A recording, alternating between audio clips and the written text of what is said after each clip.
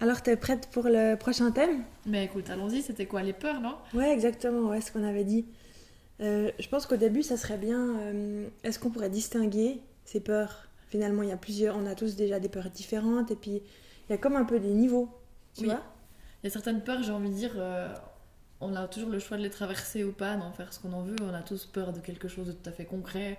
On a le vertige, on a peur des araignées, je ne sais pas. Qu'importe, où il y a des peurs plus grandes, on a peur de perdre nos proches, on a peur, il peut y avoir des milliards de peurs, et certaines, on peut choisir quelque part à un moment donné de plonger dedans.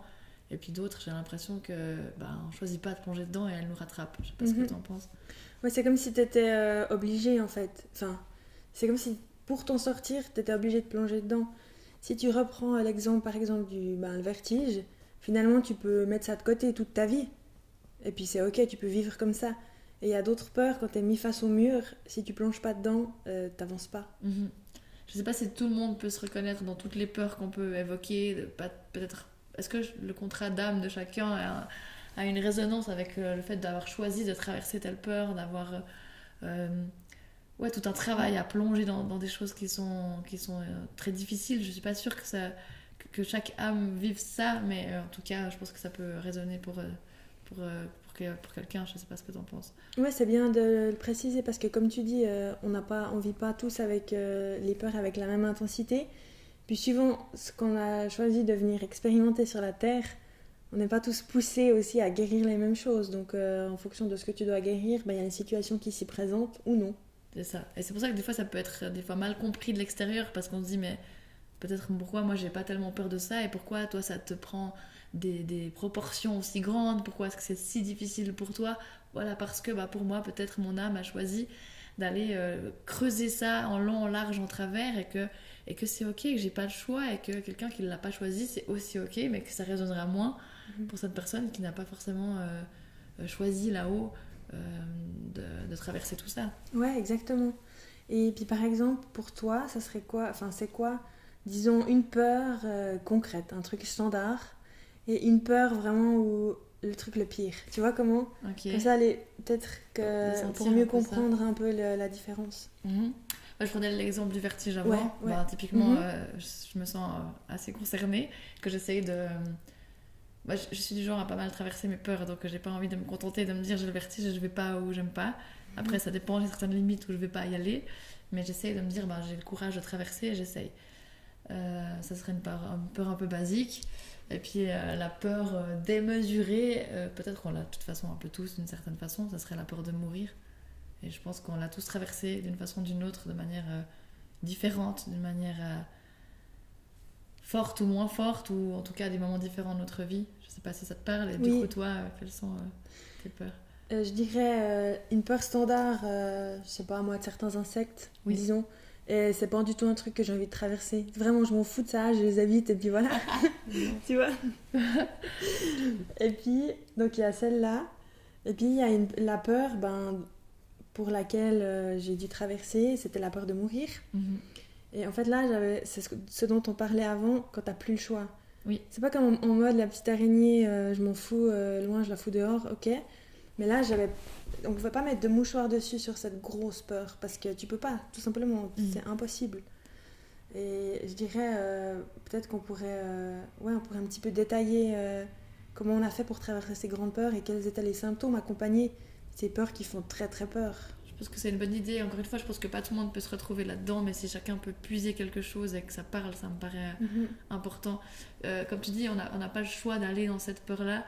Je sais pas comment toi tu l'as vécu, mais en tout cas, c'est en termes du corps déjà. Ouais. Le corps qui te force à y aller, le corps qui te force à te stopper, le corps qui parle tellement fort, et puis aussi en termes des émotions, des angoisses très fortes, des émotions très fortes qui font que tu peux plus le contourner.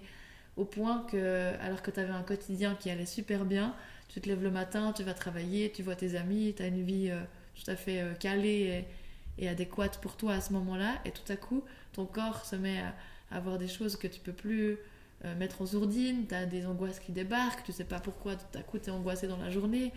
Et là, tu commences à te dire, mais qu'est-ce que je suis en train de vivre? Et puis tu mets un peu un mouchoir dessus, et puis ça augmente, et puis c'est de plus en plus fort. Je sais pas si ça s'est installé comme ça chez toi aussi. C'est bien comme tu expliques.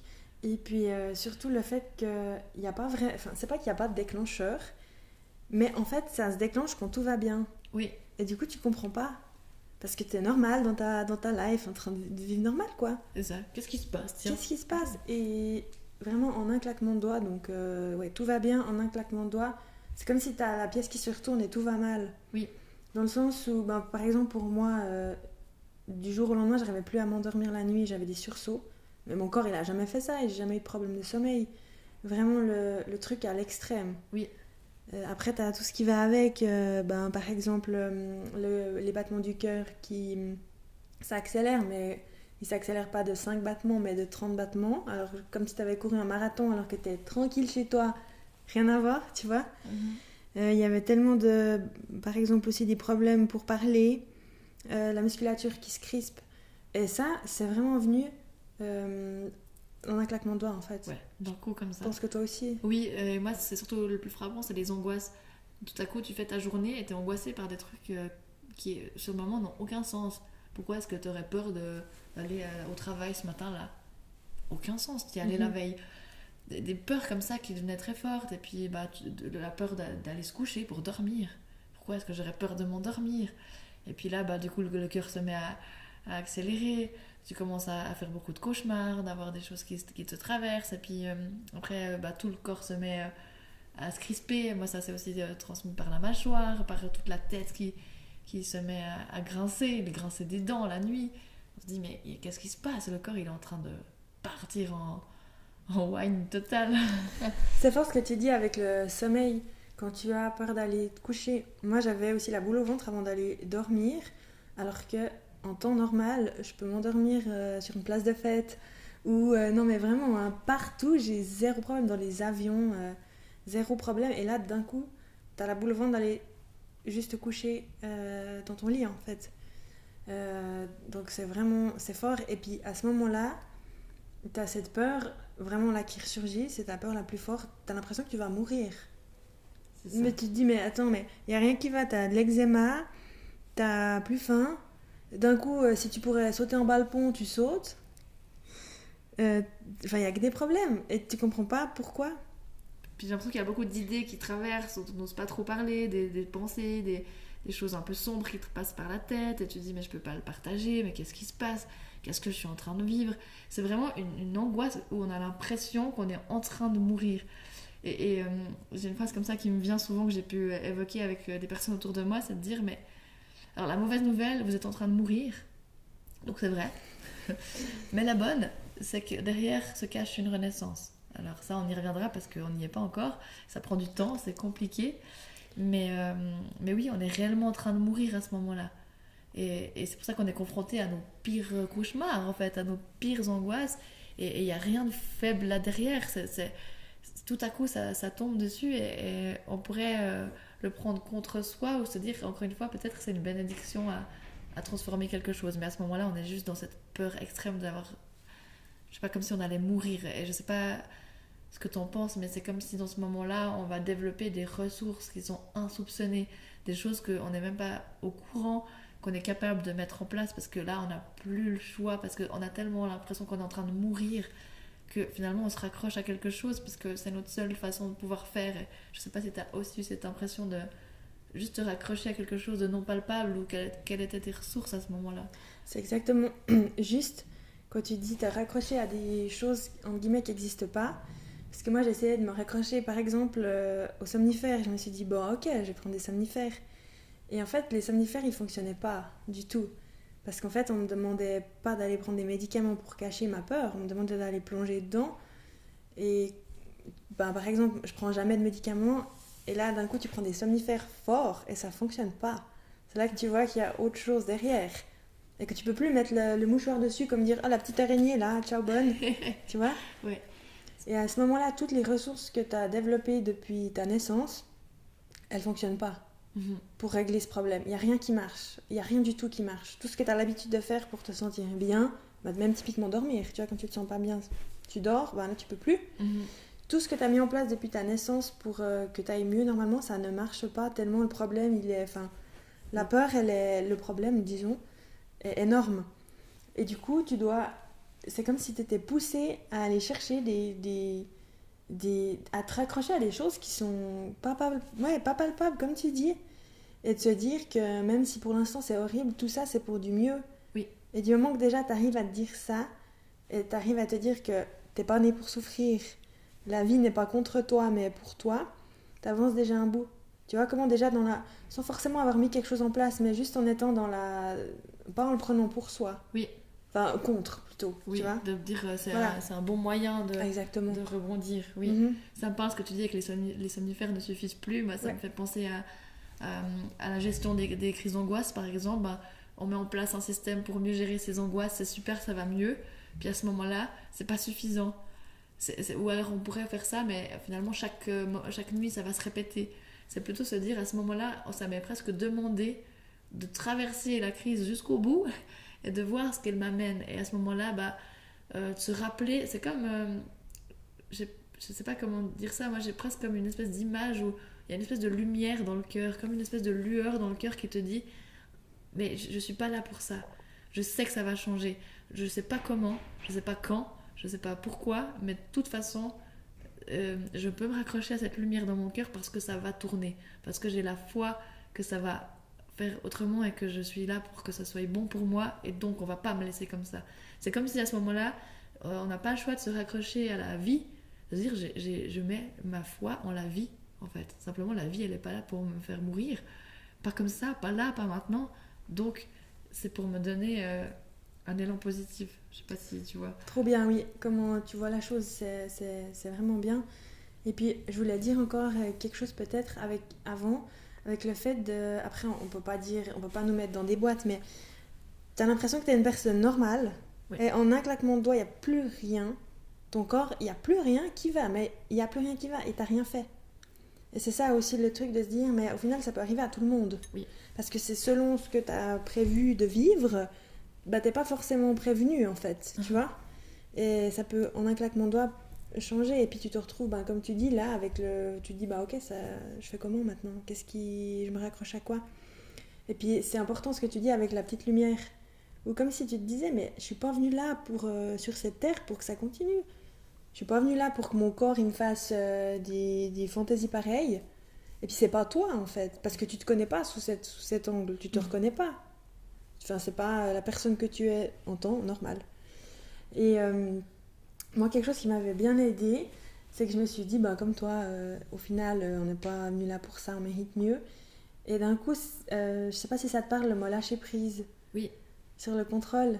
Parce qu'au final, tu essaies de mettre des petites stratégies. Tu te dis, si je prends des somnifères, puis peut-être si je mets de la crème à la cortisone pour mettre sur l'eczéma et puis que je fais de la méditation, ça va passer. Pas du tout. Mm-hmm. Moi, je me suis dit... pas du tout.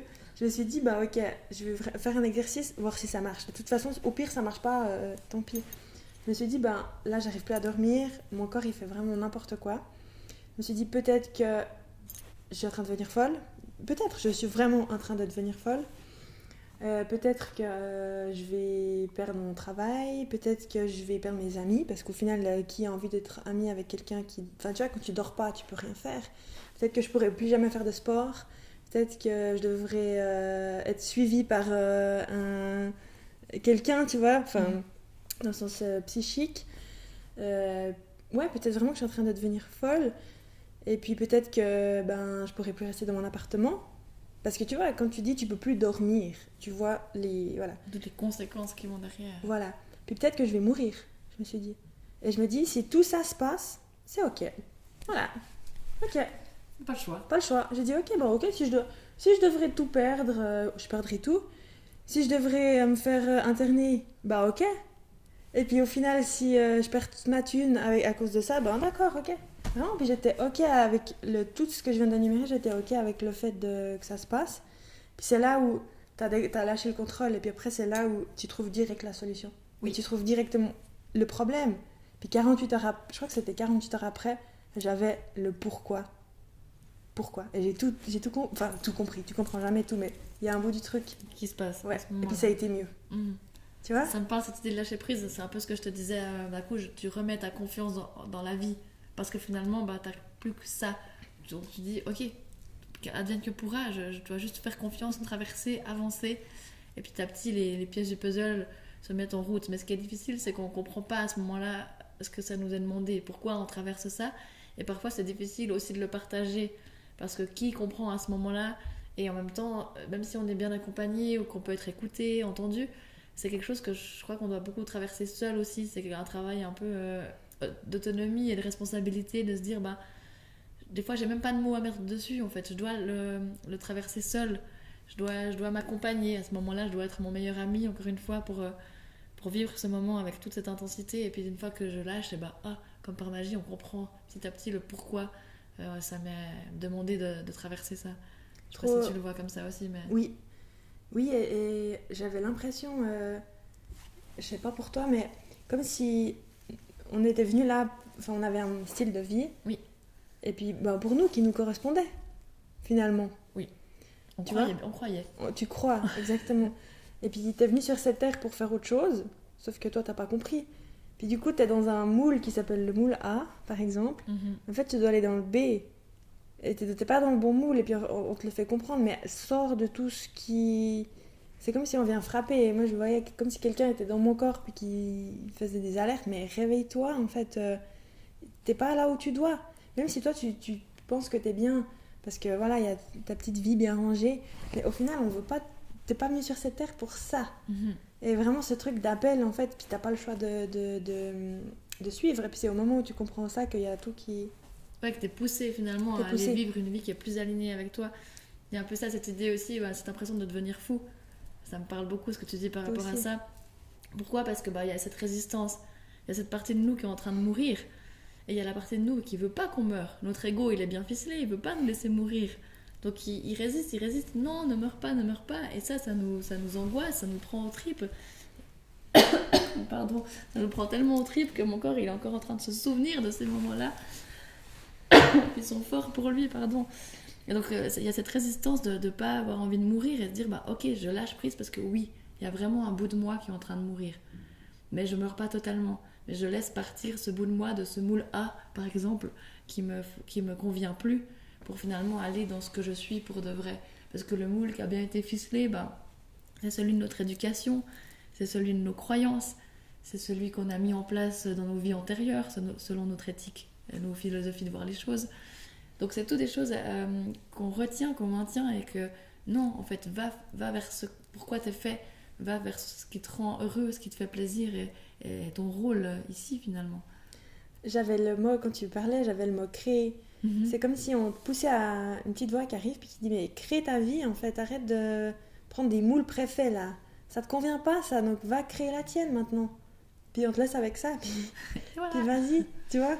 D'où cette importance de cette lumière dans ce cœur qui pour moi est synonyme de foi en la vie. Et derrière ce mot foi qui a l'air un peu biblique en apparence, j'ai vraiment envie de démystifier ça. C'est plutôt de se dire on peut mettre tout ce qu'on veut derrière, qu'importe ce en quoi on croit, c'est de s'accrocher à quelque chose qui vibre pour nous, de se dire maintenant cette confiance en quelque chose qui va aller mieux, cette confiance en ce en quoi j'ai envie de créer, vers quoi j'ai envie de me diriger. Et c'est ça finalement la foi, c'est d'avoir confiance que de toute façon ça va mieux aller, et qu'on me pousse à aller vers quelque chose qui va me rendre mieux. Oui, et puis même si c'est inconnu finalement, tu vois, parce qu'au final t'as de nouveau la peur de l'inconnu qui vient là.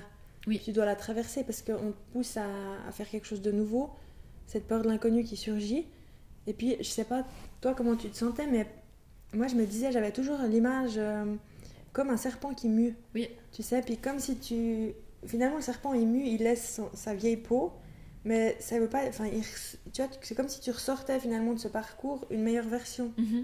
Tu vois, quelque chose comme ça. Et je me souviens, j'avais le mot nuit noire de l'âme qui m'était venu, et j'ai aucune idée ce que ça veut dire. Enfin, ça m'est arrivé comme ça dans la tête. J'étais là, c'est quoi ce bordel? J'ai été chercher un peu, puis j'étais là, ouais, mais c'est comme un espèce de mots sur tous ces symptômes, sur toutes ces... L'âme, elle fait un peu un pétage de câble. C'est ça, c'est une espèce de... Encore une fois, cette mort interne, cette nuit noire, je trouve que c'est un mot fort qui montre qu'en fait, on plonge au plus profond de nos craintes, de nos peurs, pour finalement grandir.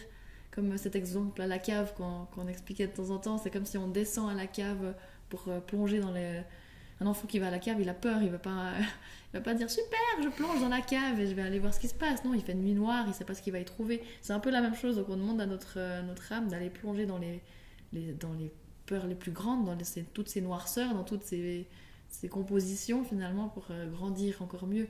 C'est comme si on allait chercher plus de lumière, mais pour ça demande de plonger dans ce qui fait peur, dans le noir. Donc je trouve que ça porte bien son nom. Oui, puis c'est comme aussi si on devait aller décortiquer les peurs alors de cette vie, ok, mais de toute façon on est sûrement venu là plusieurs fois, de tout celle d'avant. Et puis finalement tu peux soit prendre la chose négativement, de se dire ok, pourquoi moi d'un coup c'est à moi d'aller traverser toutes mes peurs des vies d'avant, et puis pourquoi c'est à moi de faire ça au final. Tu peux soit le prendre comme ça, Clairement. contre toi, ou bien de se dire non mais en fait c'est méga stylé, parce que là les gars, si jamais j'ai traversé toutes les peurs depuis la création de tout ça là, après imaginez le serpent qui mue là, ce que ça va donner. Non mais tu vraiment. vois, te dire au final je vais laisser tout derrière moi, c'est comme si tu avais des sacs un peu de pierre puis tu les enlèves. Alors c'est clair que pour les enlever c'est douloureux dans le sens où faut aller creuser, et puis voilà, tu dois vraiment aller creuser au fond de toi, mais si tu fais ça, Il y a aussi les peurs, j'ai envie de dire, des transgénérations qu'on rajoute à ça, donc ça nous fait un gros bagage. C'est pour ça que je pense que c'est un long parcours tout ça. Ça se fait pas en un claquement de doigts, c'est un long cheminement, un long parcours que petit à petit on vient décortiquer, on vient comprendre une peur, et puis il y a une qui revient, et donc on vient comprendre autre chose, puis elle lâche, puis après il y a une autre qui vient dire bonjour, et puis après, etc. Donc c'est un peu un long cheminement pour être parfois désespéré, baisser les bras, puis se dire pourquoi moi, pourquoi c'est mon rôle, effectivement, comme tu disais, pourquoi ça m'arrive. Et puis finalement, je crois que c'est aussi un symbole de force et de courage pour les âmes qui traversent ça, parce que ça leur demande d'aller chercher au plus profond d'elles toutes les ressources qu'elles peuvent avoir, et je crois qu'elles sont les plus fortes du monde après ça. oui, exactement. Et puis de nouveau, pas tout le monde est amené peut-être à vivre ce que tu disais en fonction de qu'est-ce qu'on a signé ici, qu'est-ce qu'on est venu faire. Et puis quand tu parlais des générations avec les peurs, c'est que tu es aussi amené tu dois aussi aller guérir ce qui t'appartient pas forcément. Parce que quand tu nais, de toute façon, tu as les peurs du côté maternel et du côté paternel qui te sont transmises en fait.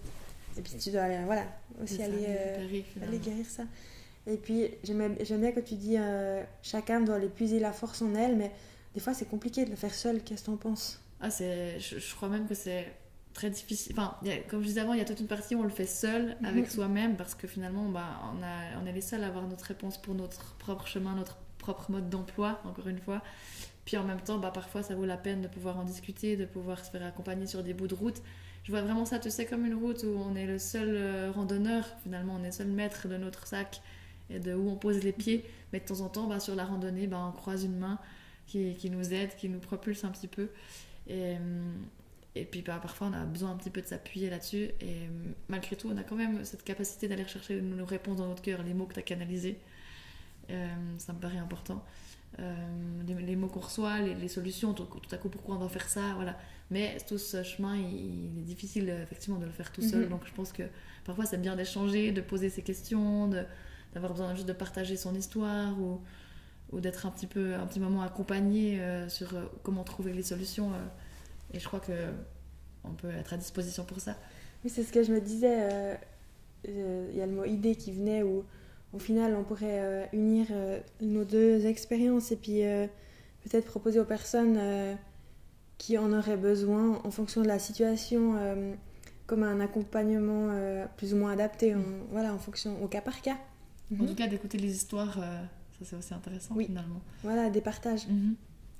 Et puis peut-être qu'on pourrait donner notre adresse mail pour les personnes qui aimeraient nous contacter, soit pour des partages ou bien soit pour peut-être un accompagnement. Oui. Qu'est-ce que t'en penses? C'est une bonne idée, oui. Du coup, on a dit que c'était un mode d'emploi intérieur, c'est ça, n'est-ce pas? Vu que c'est quand même le sujet qui nous intéresse depuis le début. Donc, je crois que tu l'avais noté, mode d'emploi intérieur @gmail.com. Il n'y avait pas d'accent et pas d'apostrophe. Tout à point. C'est ça, hein? Tout à point du tout ensemble. Mode d'emploi intérieur, gmail.com. Et puis je pense que, comme on disait dans les prochains épisodes, il faudrait encore plus élargir ce sujet. Je pense que c'est un vaste sujet, comme on disait avant, c'est un long parcours, donc on a envie de pouvoir détailler plusieurs sous-catégories de cette grande catégorie des peurs finalement, donc il y a de quoi faire. Il y a de quoi développer, on est d'accord. Je crois, hein, Trop mais bien. c'est pour des belles choses.